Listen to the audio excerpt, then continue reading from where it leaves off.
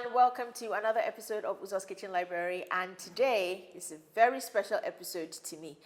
All the episodes are special in different ways, but this one is a little bit different because over the course of my adulthood, I met somebody.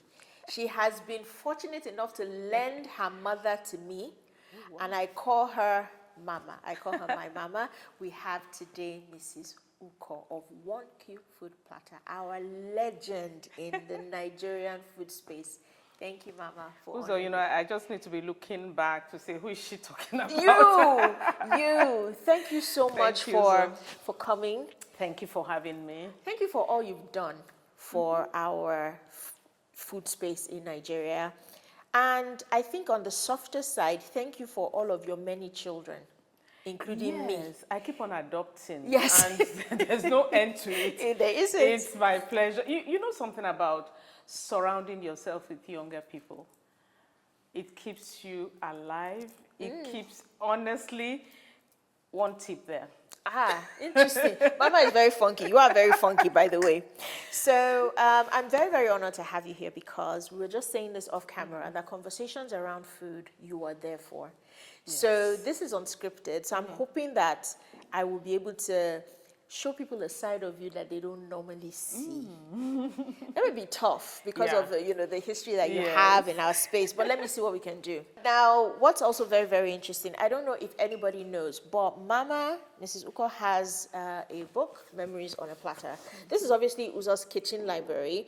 And the concept of the show, you would have seen a couple of episodes by now, is not only are we having these nourishing conversations, but we're actually going to cook something out of a book inspired by this conversation. For Mama's case, there's even nothing. We're just going to cook out of her book. What I'm going to make, she doesn't know. So when you see the episode, you know. But I'm very, very excited about it because it's actually something that I haven't made before. So Memories on a Platter. You can let me know where I can tell you where you can get copies. So, all right. So let's talk.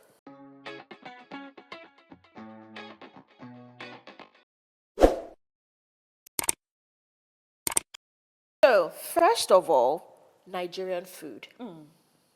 You are very passionate about Nigerian food. Yes. However, I'm very curious to hear what you think about the future of Nigerian food from the perspective of so many people leaving Nigeria. Therefore, the access to authentic ingredients is not there in a lot of places. What do you think the future of Nigerian food is? You know, I look at Nigerian food the same way I look at Nigerian fashion. Look at us. Honestly, this is it. The reality is that we go round and round and round, and then we are looking for how to be rooted somewhere. If you look at Nigerian music, for instance, gone global. Our fashion, absolutely on the global stage. And you find that there's something about food and your culture and your origin. And therefore, wherever you find yourself, there's a challenge about, what do I eat? There's something that draws you back. Let me give you a short story. Look, and I know you've experienced this, travel with any Nigerian from here, even to Ghana. It's 45 minutes. They've been eating their Nigerian food here, and then suddenly, as they get to Ghana, the Nigerian is not even about to try kenke and all. The first question is, where will we get food for this place? And when they say that, they're talking about a Nigerian restaurant. So whether you're in the US or you're in America, you have jackpot to wherever you have jackpot to, after you've eaten burger for some time, trust me, you would want to taste something that is close to that egusi soup you were eating in Nigeria. So I don't have a problem about some of the evolution I see, a lot of pasta people want to eat, Oyibo food in quotes. But when we leave the restaurants, trust me, we want to go home, take off the nice clothes and sit with our afang soup and fufu and dig in. I know that's for sure for many Nigerians. And dig in. It's very, very fascinating to me how foreigners have taken to certain parts of Nigerian food. Yes. And I know that there was a time when we talked about the colors of Nigerian food perhaps being the reason why it was not on a global stage, you know, talking about it being too brown, too green, how do you plate amala to make it look appetizing and things like that. But then we had the ultimate culinary ambassador in my mind come to Nigeria, somebody who I longed to meet, but unfortunately was taken away from us too early. But you had the immeasurable pleasure of welcoming and dining with Anthony Bourdain. Sure. What was that like? You know, I kept on pinching myself that, am I sitting on the same table with Anthony Bourdain in somewhere in Pangrove? Yes, it was Yakuyo. Yakuyo restaurant. Yes. And you know what he kept on saying, you know, when we kept on talking about, you know, fusion, Nigerian, he says no. For somebody like him, visiting Nigeria, he wants the authentic thing. The way the regular person would cook it.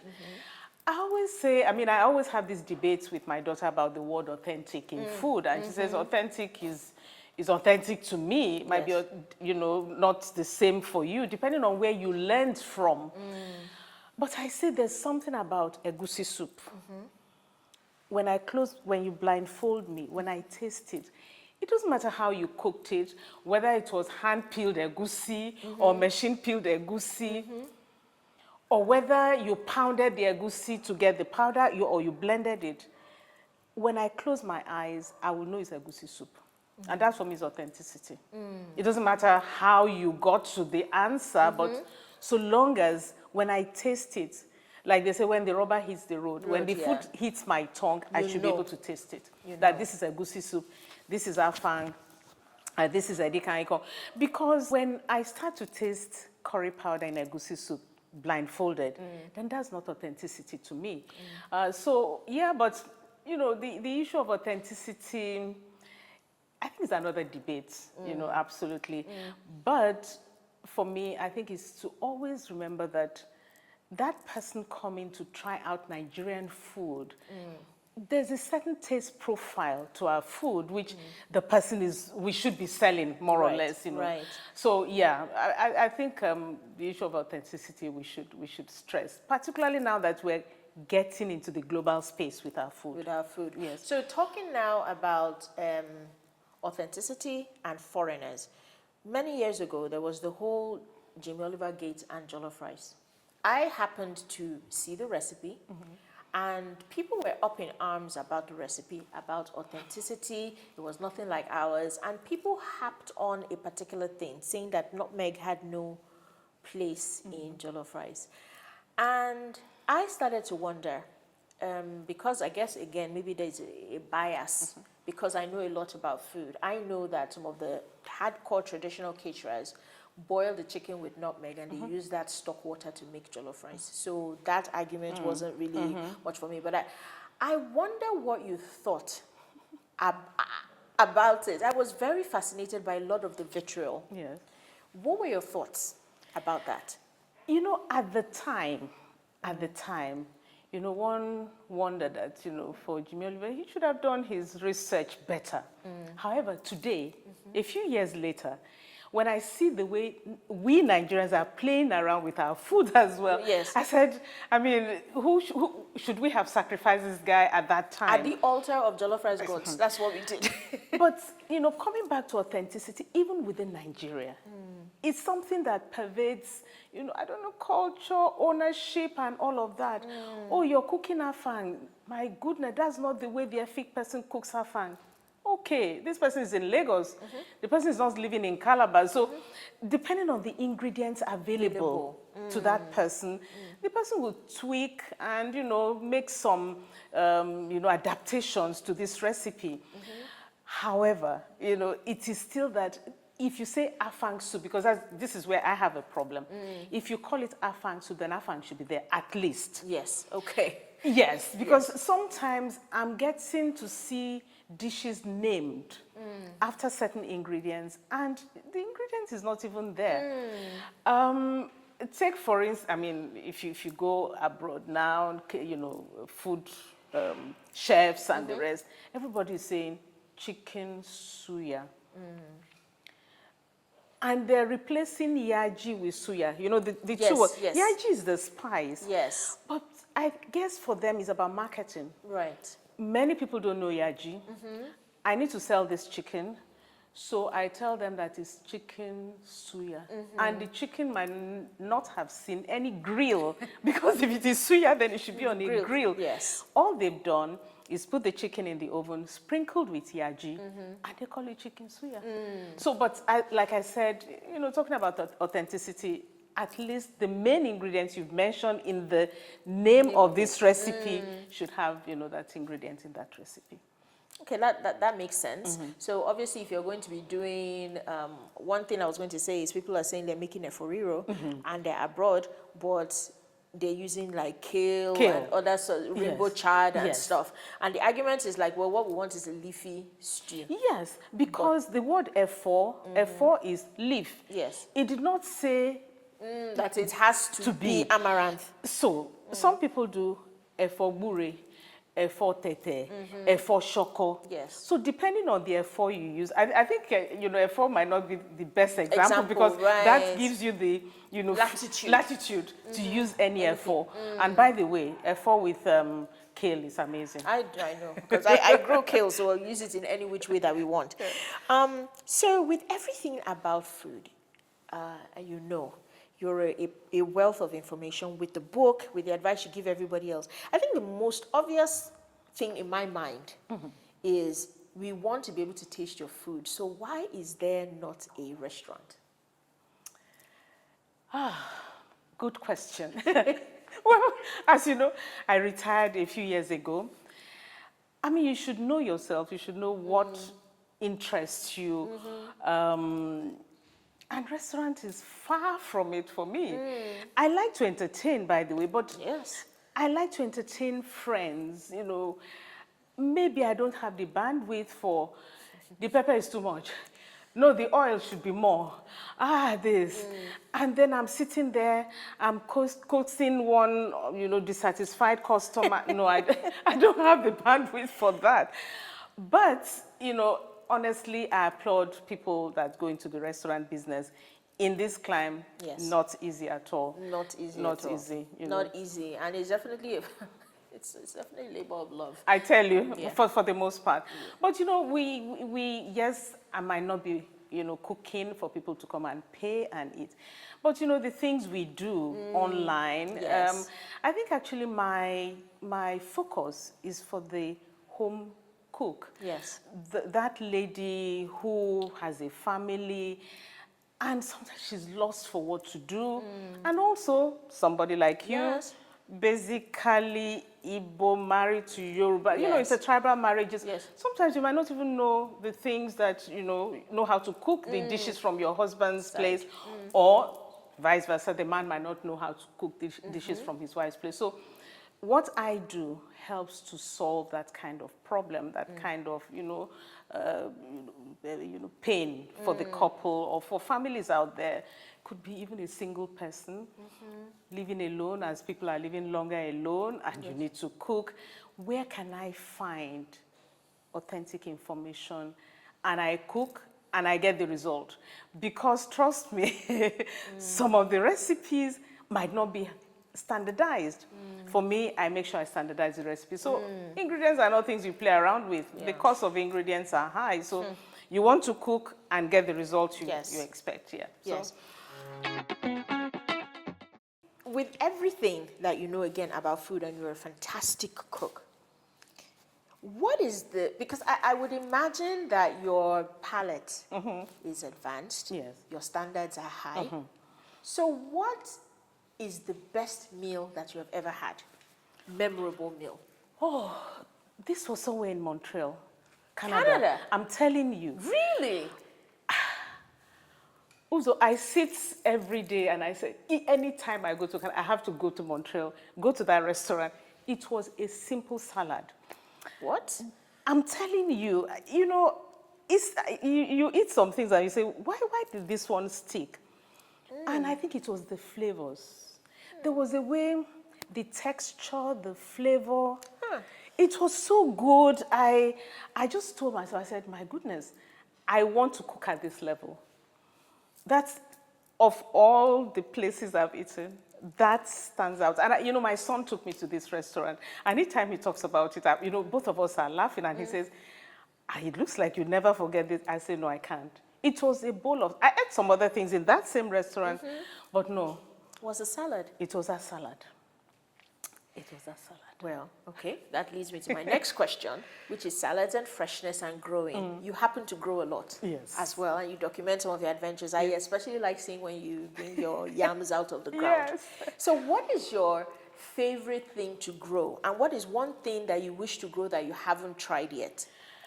Oh, favorite thing to grow, herbs, Yes. That is standard. Because for me, it just, you're making egg sauce, for instance, and you're wondering, no, this is too bland. How can I give it a kick?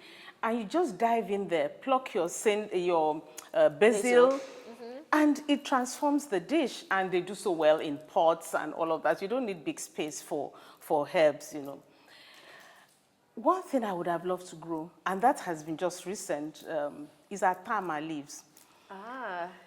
It happens that where I had a tree growing, we had to sell off the place. Okay. And I took some stems to plant. It has not done well. So I'm still hoping, to do that. At the moment, I don't have any ugu on my flower bed. I need to grow some of that as well. Look, this is the time for everyone to increase. Yes. I hear people say, okay, but I know some people genuinely don't have the space. Yes. There's no doubt about that. But where you can have a pot on the balcony, you can drop your scent leaf, seeds there. Yes. You can drop your curry leaf seeds there.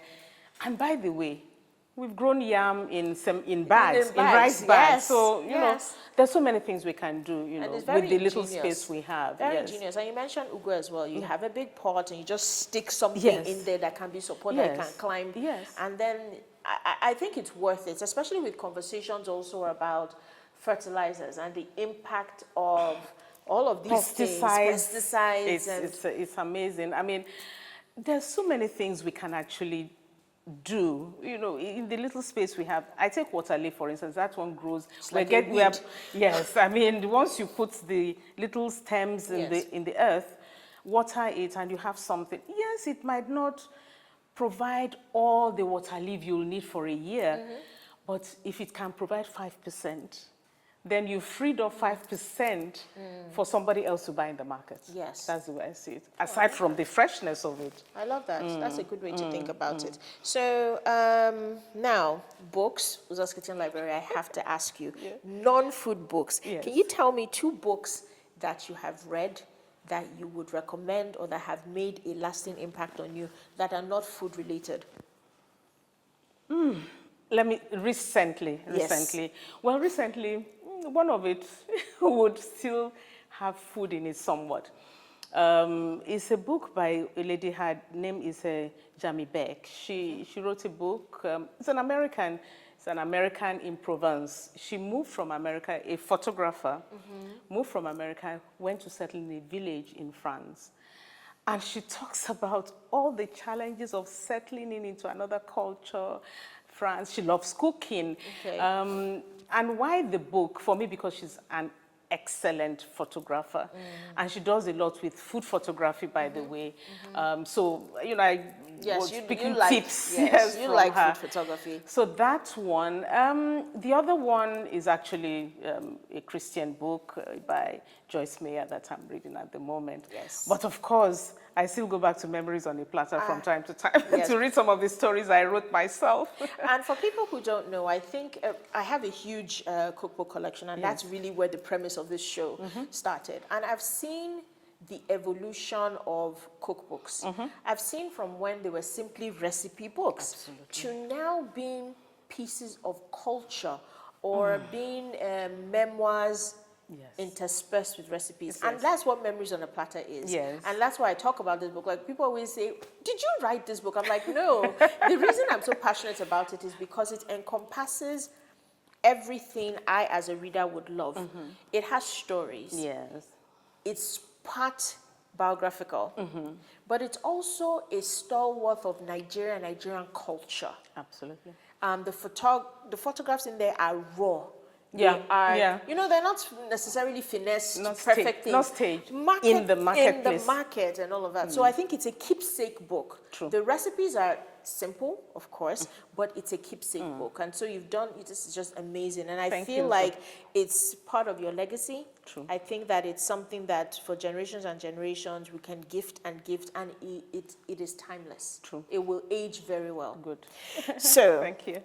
If you could eat only one meal for the rest of your life, what would it be? Every day. Rice and stew. Stop it. Yes. Really? Out of everything? Yes. Rice and stew. Why? I think it's the simplicity. You know, I could have said ekpankuko. Yes, because I know you make ekpanga. You've discovered how to make life easier with your Yes, ekpankuko, which I freeze the thing. But Yes. rice and stew. I never can get tired of it. Yeah, because I picture myself on an island. What do I? Rice and stew. That's the most surprising answer. Yeah, I would eat rice and stew. Okay. Beef stew. Beef. Really? Beef stew, yes. Not chicken, not No, fish? no. Not seafood? No, just the simplicity of it. Boiled rice, And stew. tomato, pepper, onion, oil, and then beef. But the beef has to be well fried. So boiled and fried? Boiled and fried. And soft? Not necessarily. Okay. Not necessarily. There has to be some homework done on that plate. That's if you still have your teeth, though. Because these days, dentists are making a killing because our dentition, I don't know, younger people now, any small thing, your tooth will crack. Yeah, I know. So I maybe know. it goes back to, who knows, all these pesticides and weird things that are in our food. Who knows? Who knows? Okay, so you are the queen of the kitchen. And you share all these tips and tricks. What is one particular food hack or kitchen hack or tip that you would share with us that you cannot do without? Kitchen hack. There's so many. I think more recently, not a hack, but a tip. You know, recently a lot of us are, adding turmeric into a few things, particularly the fresh one. And if you handle turmeric, your nails are yellow, everything. Your spoon, your cutting board. Exactly. Yeah. Particularly the grater. So recently, what did I do? When you open sardine, the can, I just put a nail, make an emergency grater, put a nail from the inside, and you make holes and holes and holes. You have a grater there. So wear the gloves, grate your turmeric, and toss the can. So, reusable value of the sardine Considering can. how much the thing is, it's good to get some back. That is brilliant. I've never heard that Yes, before. because the thing stains your blender, stains everything. So, let me minimize the stain. The stain. So, I'll do that. But that's something recent because, I just used turmeric a few days ago in the kitchen. What did you use it for? For a juice, Okay. because there was a lot of cough, cold everywhere. Yeah. Oh, yes. So I did this combination of turmeric, ginger, and some lemon juice, pineapple. Okay. And, squeeze into.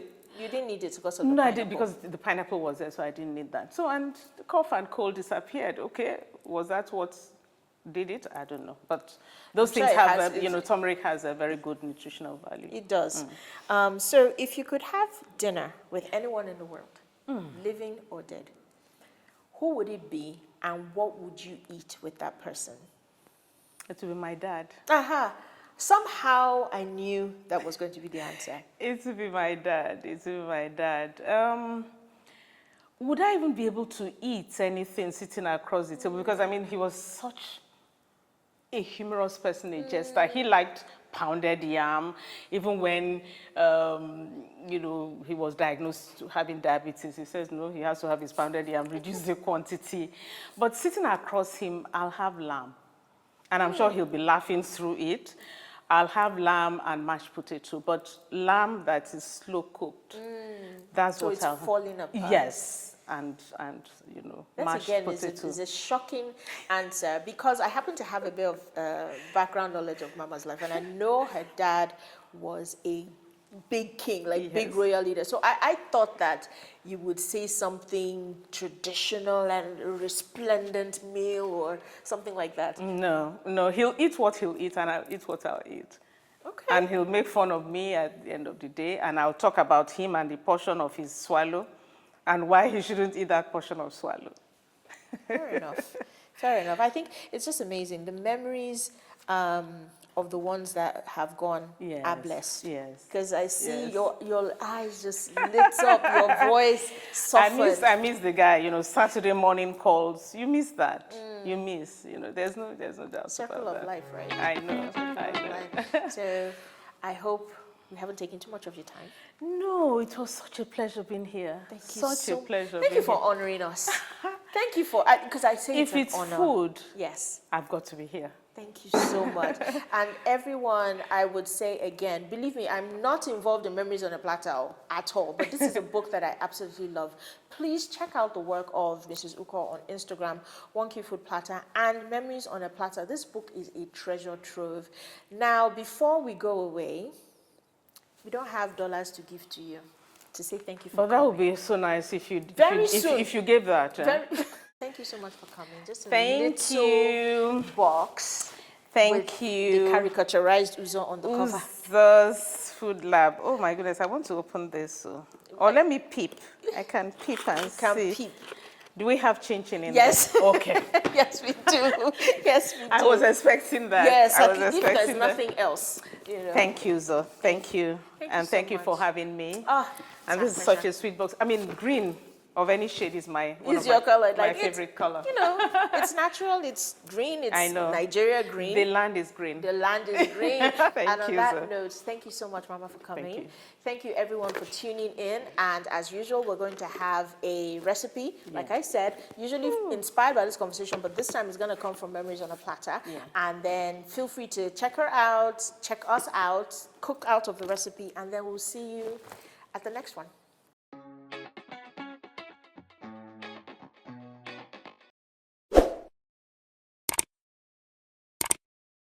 After the nourishing conversation with Mrs. Ukoh of 1qfoodplatter, of course I'm going to be cooking something out of her own book. She's the only guest that has their own cookbook. So this is Memories on a Platter, which is an amazing book that captures Nigerian culture. It has certain parts about her life, and it is one of the most beautifully photographed books that I've seen out of Nigeria. This is a treasure trove. It's a book about culture, and it really is simple. The recipes are easily accessible, and it just it's a treasure. It really is a treasure. I'm so proud of this book, and I'm so glad that I have my own copy. Everybody tries to borrow it. This is one that I do not let out of my sight. We're going to be making uba sauce from this book, and we're going to be serving it with boiled plantain. So I'm going to be making uba sauce from Memories on a Platter. Uba is oil bean, and there's a fermented oil bean which a lot of people have access to, and it's typically, you find it uba on its own, which is like a palm oil dense dish. Sometimes you see it in abacha, which is made with cassava, and then my friend was also telling me you add it in okra, you see it in isiewu, you see it in nkwobi, so cow head and cow foot. This time her book recommends serving it with boiled yam or plantain. I'm going to go with the boiled plantain route because I don't like yam. Yeah, sue me. I just don't like yam. So we're going to be doing it with boiled plantain. And it's pretty easy. Let me just walk you through some of the ingredients that we're going to be using. I've tweaked it a little bit to suit me. I happen to know that Mama, that's Mrs. Ukoh, eats a lot of pepper. Her daughter does, Atom as well, and pepperless. So I've swapped out the crushed pepper that was supposed to be used in this recipe for some tomatoes, but I'm going to be using some pepper oil, some chili oil. So to make the uba sauce, you're going to need stock. I have here some chicken stock. She uses beef stock, but I'm using chicken stock. I have the oil bean, which is here, which is the uba, which has a very interesting flavor. We're going to use palm oil, some dried fish, some dried red prawns, ground crayfish, the chili oil that I talked about a little bit earlier, my diced tomatoes, some onions, some salt, a little bit of water, and some scent leaf. This scent leaf is pretty special because it was given to me by my mother-in-law, scent leaf is African basil, and a lot of it is sold in Lagos. But my mother-in-law introduced me to the scent leaf from Ukoh, which is in Ondo State, which is where my husband is from. And obviously I get a whole bunch of it, and what I do is we just pick it off of the stalks and I put it in the freezer. And it is so potent. It's one of the most potent scent leaf basils varieties that I've ever encountered. So let's go. So get your pan on the stove, on the heat. I get very agitated when I see the way people do things with the handles of pans. Please don't do this.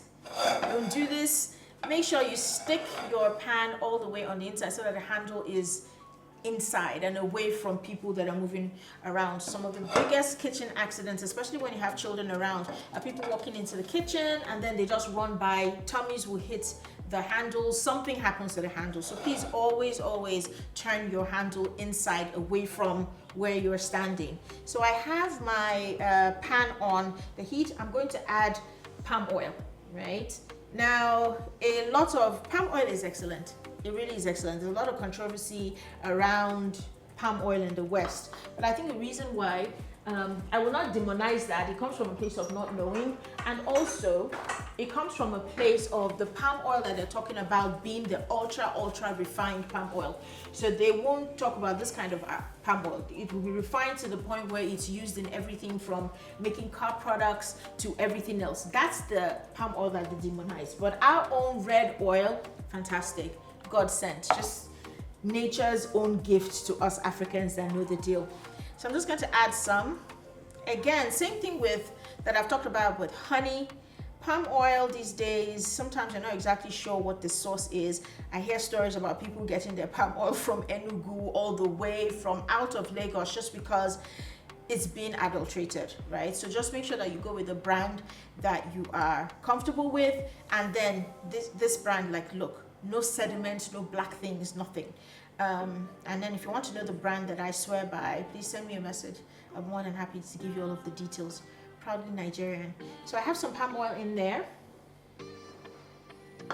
And then I'm just going to let it get hot. We're not going to smoke it, right? We're not taking it like you want to make ofada sauce or anything like that. We just want to treat it like you're trying to make a regular stew. So it's not getting to smoking point, and there's not going to be fire alarms going off anywhere.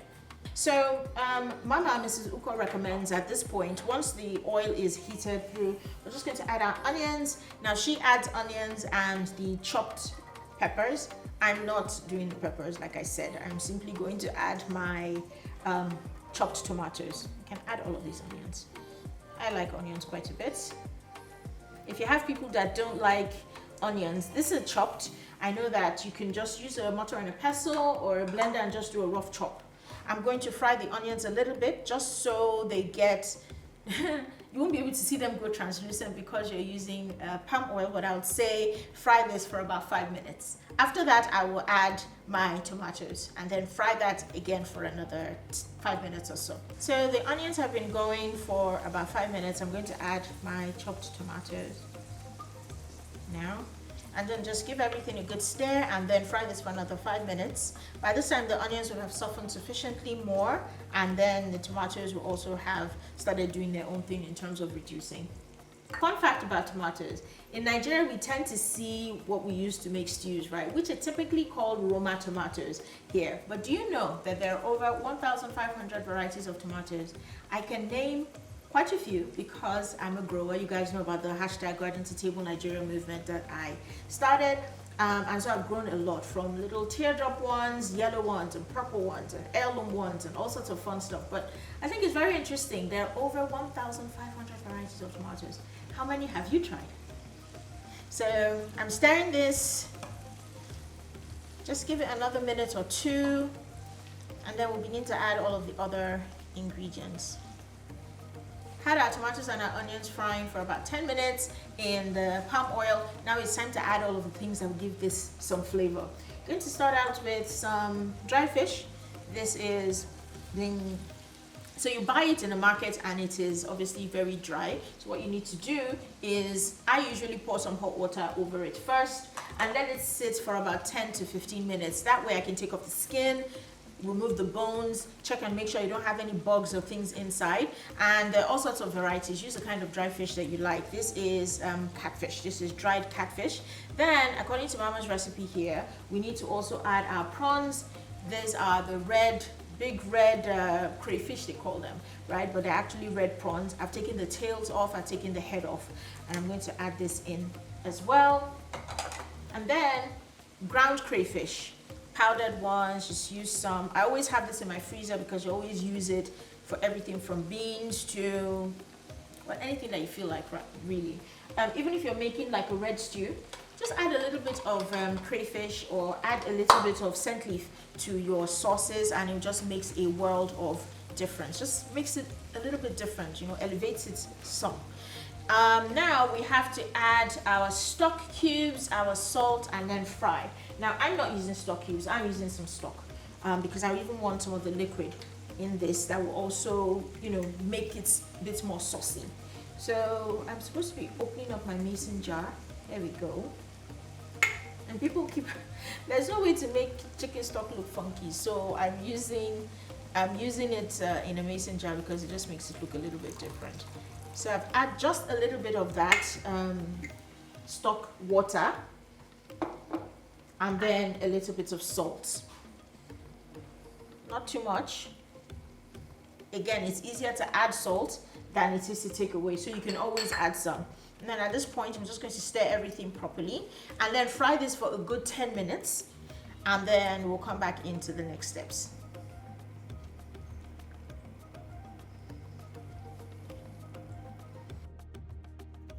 So you can see that our sauce is looking good so far. It's drying. Now it's time to add the star ingredient, which is the oil bean, which is the uba. It is a very, very interesting flavor. I know some people that don't like uba. I know some that do. I know a lot of people from the East are used to it, while others are not. So I've added the uba, and remember when I said earlier that I was doing away with Mrs. Ukoh's recommended pepper, like pounded pepper. So I'm just going to add a little bit of chili oil. It's yellow habanero oil. It has an amazing flavor, but it also gives you the heat that you need. Then I'm going to stir everything, and this now needs to cook for about 3 minutes. And then we'll just add the scent leaf, which is the finishing touch to it. Recommended, of course, that you eat this with boiled yam or plantain. I said it earlier, we're going to be having it with plantain because I don't like yam. Now, another thing I'm going to do is she recommends adding a little bit of water, which I have here, and that, I guess, will help to soften the uba just a tad.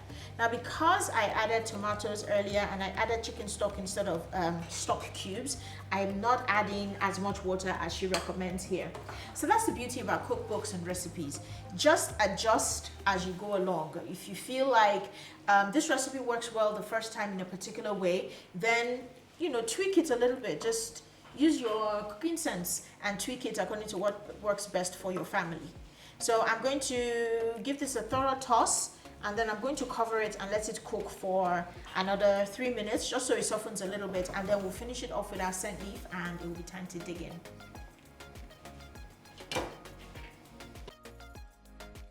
All right, so our uba sauce has been going for a couple of minutes. I'll give it one more stir, and then now is the time to add the scent leaf. So I'm adding that there, and whenever I add scent leaf, I don't overcook it.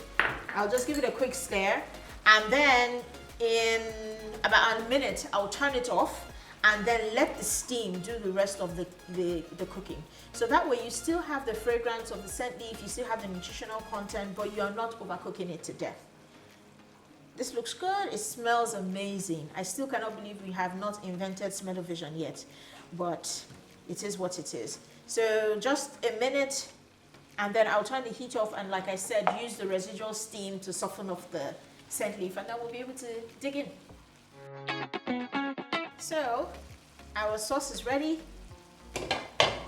and it's time to plate it. So what I'm going to do is just move it out of the way, or rather move this out. You guys, have you noticed I'm ambidextrous? I'm sure in the course of all of this, you notice I can use both of my hands, even though my left hand is a stronger hand. So I'm going to plate now. We're going to be serving it with boiled plantain, and then we're going to dig in. Okay, it's time to serve. And I have here boiled plantain, which I've already obviously boiled and cut into pieces. Interesting thing about plantain, I don't like super soft boiled plantain, but I will not eat hard fried plantain, if that makes any sense. So the perfect kind of plantain for this is that nice hard plantain that you boil with a little bit of salt. Now I am going to go ahead and dish this up. This smells amazing, it looks amazing. It has the dried fish and it has the crayfish and it has all of the yumminess. This is a meal on its own.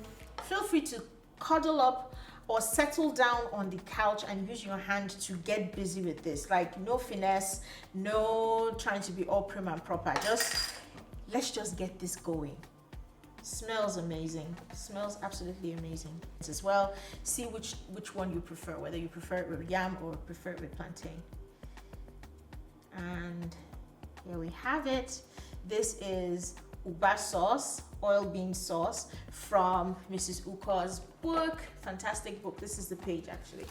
This is Uba sauce and from Memories on a Platter. And this is our finished product. This is boiled plantain with Uba sauce. Plantain is a Nigerian national dish, but Uba is prevalent in the eastern part of Nigeria. This is a great dish to introduce people to Uba, and it is comfort food, it is wholesome, it is nutritious, and it is pretty yummy.